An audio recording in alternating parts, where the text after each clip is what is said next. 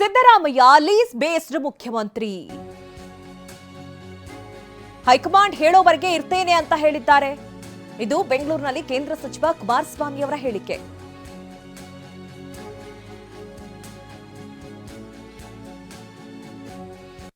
ಹಿಂದೆ ಮನ್ರೇಗಾ ಸ್ಕೀಮ್ನಲ್ಲೇ ಇದೇ ಸಿದ್ದರಾಮಯ್ಯನವರು ಈಗ ದಾಖಲೆ ನಿರ್ಮಾಣ ಮಾಡಿದಾರಲ್ವಾ. ನನ್ನ ಅಭಿಪ್ರಾಯದಲ್ಲಿ ಅವ್ರು ಇರೋದು ಯಾಕೆಂದ್ರೆ ಕಾಂಗ್ರೆಸ್ ನಾಯಕರುಗಳು ಹೇಳೋದು, ಮಂತ್ರಿಗಳು ಮತ್ತು ಅವರು ಹೇಳೋದು, ಹೈಕಮಾಂಡ್ ಹೇಳೋವರೆಗೂ ಇರ್ತೀನಿ ಅಂತ ಎಷ್ಟೋ ಬಾರಿ ಹೇಳೋರಲ್ವಾ. ಬಹುಶಃ ಅವರು ಈ ರಾಜ್ಯದಲ್ಲಿ ಲೀಸ್ಡ್ ಬೇಸ್ನಲ್ಲಿ ಇದ್ದಾರೆ. ಲೀಸ್ಡ್ ಬೇಸ್ಡ್ ಮುಖ್ಯಮಂತ್ರಿ ಅವರು